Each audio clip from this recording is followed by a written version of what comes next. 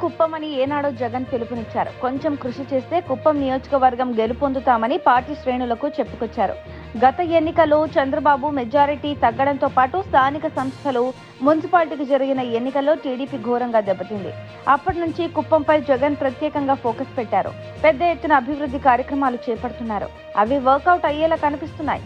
అక్కడ ప్రజల్లో గుర్తింపు తెచ్చేలా ఉన్నాయి. చంద్రబాబు హయాంలో కంటే ఈ 4 సంవత్సరాల్లో అభివృద్ధి జరిగిందని మెజార్టీ వర్గాలు భావిస్తుండడం విశేషం. అయితే చంద్రబాబు ఇప్పుడు కుప్పం పర్యటనకు ప్రాధాన్యం ఇస్తుండడం కూడా మార్పునకు సంకేతంగా కనిపిస్తోంది. గత ఎన్నికల్లో ఓటమి చంద్రబాబుకు గుణపాఠాలను నేర్పింది. కుప్పానికి మరింత దగ్గర చేసింది. గతేడాది కాలంలో 8 సార్లు చంద్రబాబు కుప్పం నియోజకవర్గంలో పర్యటించారు. ఒకప్పుడు నామినేషన్ వేయడానికి కూడా ఆయన కుప్పం వెళ్లేవారు కాదు. చంద్రబాబు తరపున ఎవరో ఒకరు వెళ్లి నామినేషన్ వేసేవారు. ఇప్పుడు ప్రతి 2-3 నెలలకోసారి చంద్రబాబు కుప్పానికి వెళ్తున్నారు.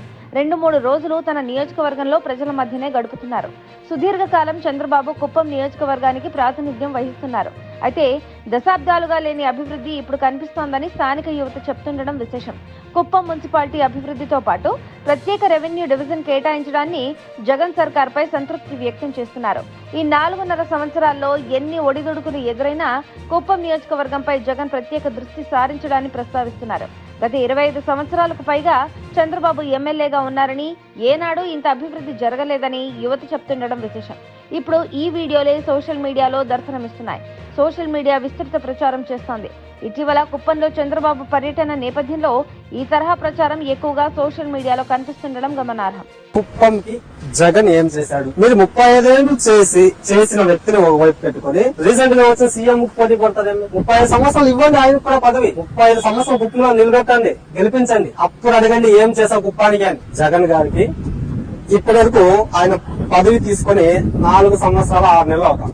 కానీ నిజానికి 2 సంవత్సరాలు 6 నెలలే. 2 సంవత్సరాలు కరోనా. ప్రతి గ్రామంలో ఎన్ని కోట్లు వస్తున్నాయి తెలుసా సంక్షేమ పథకాల నుంచి. జగన్ గారు ఇదే కుప్పానికి 35 ఏళ్ళ నుంచి ఉన్న చంద్రబాబు చేయలేని కొన్ని ఘనకార్యాలు చెప్పిన మున్సిపాలిటీ తెప్పించాడు, రెవెన్యూ ఆఫీస్ అది తెప్పించాడు, రైల్వే అండర్ బ్రిడ్జ్ వేయించాడు. అంటే ఇన్ని సంవత్సరాలు మన ఎమ్మెల్యే గారికి తెలియదా? అంటే ఇప్పుడు మీరు ఎప్పుడో కట్టిన కాలేజీల పైన డ్రోన్ వేసేకి తెలుసు.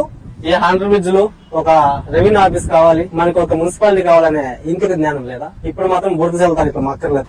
వాళ్ళకి మీకు తేడా ఏమంటే వాళ్ళు పని చేసుకుంటూ పోతారు, మీరు భజన చేసుకుంటూ వస్తారు. వాళ్ళు చూపించుకోరు అంతే.